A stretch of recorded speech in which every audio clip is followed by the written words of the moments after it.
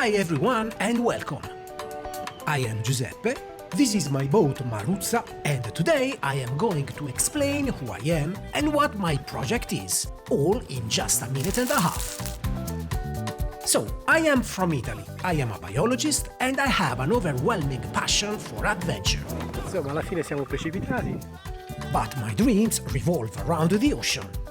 So, becoming a marine biologist was a natural step. But I always felt like a sailor.